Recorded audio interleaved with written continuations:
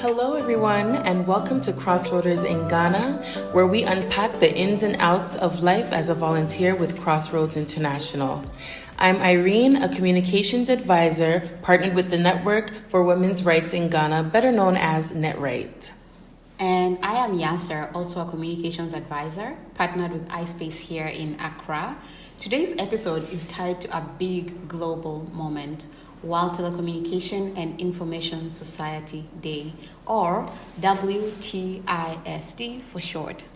Right, so this year's theme is gender equality in digital transformation, which ties beautifully into one of Crossroads' intervention areas, women's and girls' economic empowerment. We know it might sound like a big word, policy-heavy concept, but it's actually really connected to the work we do every day. Whether it's helping partners build their online presence, boost engagement, or navigate tech challenges, we see how digital inequality shows up, especially for women and girls. Exactly, and it's not just about access to devices. It's about confidence, safety, visibility, and even leadership in digital spaces. So in this episode, we're pulling from our own experiences to explore what digital gender equality really looks like on the ground and why it matters. So first, quick background. WTISD is led by the UN's International Communications Union. It happens every May 17th and focuses on how technology and information access impact development. This year highlights the pressing need to advance digital gender equality so that women and girls everywhere can also benefit from and contribute to digital transformation. It's also extra special as the world marks 30 years since the Beijing Platform for Action. So it's very fitting. I agree. And this year's theme is really calling attention to how gender inequality is shaping the digital shift. Because globally, according to UN Women, women and girls are less likely to own devices, and also they're less likely to have access to the internet or even get digital skills training. Yeah, but in Ghana, it gets even more complex, especially in rural regions or in organizations where communication is still being built from ground up. This is true, Yasser. What you just said reminded me of a branding workshop I led last year for a group of women from underserved communities in Accra. So it was in a partnership with a local organization from a previous mandate with Crossroads, who were supporting women through an economic empowerment project. And these women, they had trained in hairstyling, makeup artistry, baking, and even soap making. But once that project ended, they were left with skills, but no way to market them. So that's where this workshop came in. We focused on helping them create a brand identity from scratch. Nice. Everything from defining a mission and vision to choosing brand colors and really thinking about their target audience and understanding how to present themselves confidently, both online and offline. Wow. And what stood out to me, Yasser, was that none of them lacked talent or drive. The missing piece was that digital confidence. You know, they've never had someone walk them through how to position themselves. And once they had the language and the tools, like you could really see the shift in how they saw their own businesses. That's such a powerful example, Irene. How did the women respond to the idea of branding themselves? Were they hesitant at first or excited? I noticed that the women were a bit timid when they arrived to the workshop. We started with an icebreaker and introductions, which kind of helped to ease the room a bit. And at first, branding felt unfamiliar, but as we talked about creating a mission and vision, that reflected their values and choosing brand colors, they began to open up. And so by the end, the ladies were excited about thinking more strategically about their brands. Nice. They even requested a part 2. So there was joy and laughter, and they started seeing the real value in what they had to offer. And so that shift was like you said, really powerful. Wow, that's really, really inspiring, Irene. Thank you. It's crazy just how a bit of support and the right tools can totally change how someone sees their business. Exactly. I've seen that happen too once. Women start feeling confident, everything clicks, you know? Moments like that remind me why this work matters so much. Yeah. So, I don't know, sort of just bouncing to that. Like recently I spoke with a young woman, like she was offered a remote assistant position. Okay. An opportunity she was really, really excited about, but had to decline simply because she didn't own a personal computer. Really? Really. She's been trying to save up for a laptop, but as many know, like that can be like a significant hurdle. Like it's not easy in this economy. Yeah. And sadly, it's not a one-off story.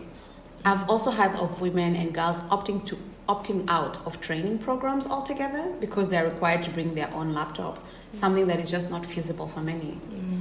I really think as we design programs and support skill building and employment, we must also consider access to basic tools needed to participate. Otherwise, we're really like risking leaving behind those who could benefit the most. Yeah, that's actually unfortunate to hear of that. You know, women and girls are losing opportunities because they don't have laptops to do their work on. And that's something that I sometimes take for granted. I just show up to work with my laptop and just not even think about it, you know? So sometimes, you know, we're lucky on the other side of the world, the Western world, we're lucky to have things that can help us in our work. And I noticed another thing too, like even when those tools are available, the confidence gap is real. I've noticed in mixed gender settings, some women won't speak up during digital training, even when they know the answer. Like I noticed that during the branding workshop that I mentioned earlier. They're very timid. Like you literally have to like bring it out of them, even though they have the answers, they know what they want to talk about. They're just shy. And then it gets even layered when there's men and boys in the room. You know? No, like it's something that I've definitely noticed too. I have noticed that creating like smaller like breakout discussions kind of shifts things a bit because it encourages them to speak in those smaller groups.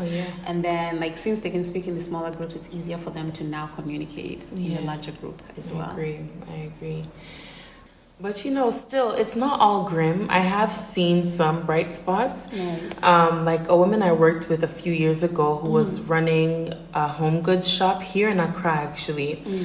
She was importing lovely items from abroad. Think kitchenware, candles, storage baskets, but she was relying mostly on foot traffic and word of mouth to make sales. Typically, you know, word of mouth does work here. It's a great strategy, but everything is going digital, as you know, right? So we started working together to build her digital presence because she was not, you know, getting the traffic to the store. So I showed her how to take clean styled product shots with just her iPhone. How to do light editing to make the photos really stand out, and how to market through Instagram. Everything from writing simple captions to using the right hashtags for her niche. So also I helped her set up a Google business profile so her shop could be found through search.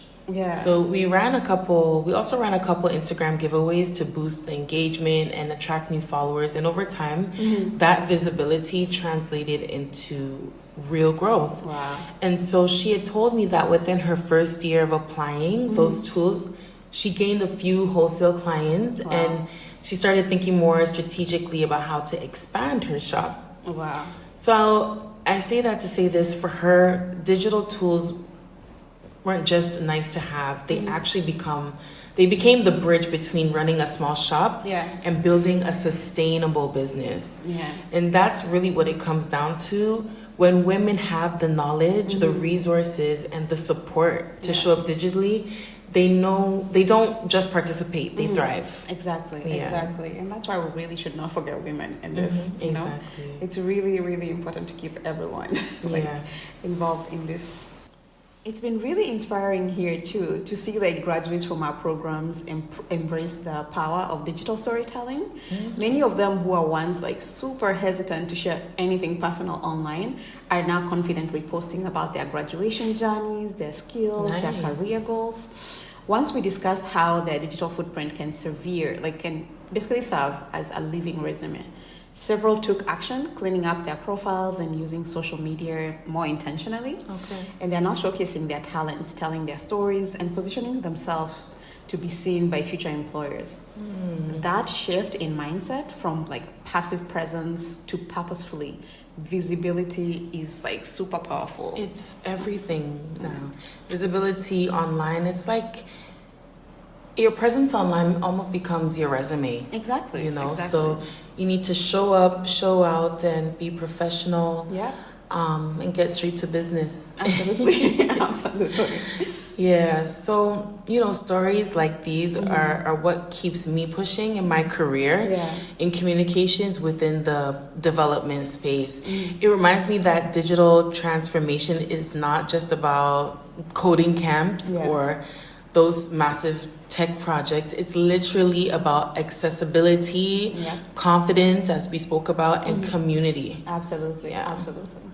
Yes, and also just making sure that as the world continues to digitize, again, women and girls aren't just included, they are equipped. Keyword, equipped. And it also takes intention. So equipped and intention, those are keywords. And that's what days like this are here for. To push us to think about the gendered layers of access and to move beyond awareness into action. Yep, for sure. And it doesn't always have to be a big or something flashy at all. You know? Sometimes it's the smaller, consistent action that really shifts things. Yeah. And now a question to all of those listening out there. Have you ever seen someone grow or thrive just by learning how to use digital tools better? Or maybe you've helped someone take that step? We would love to hear your stories. So send us a message. Tag us on Instagram. Our handle is at Crossroaders in Ghana.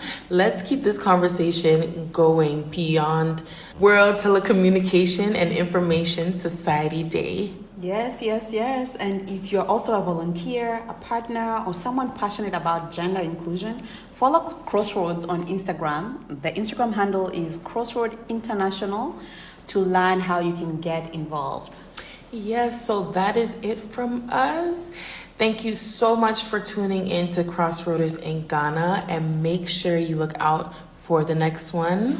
Till next time. Till next time.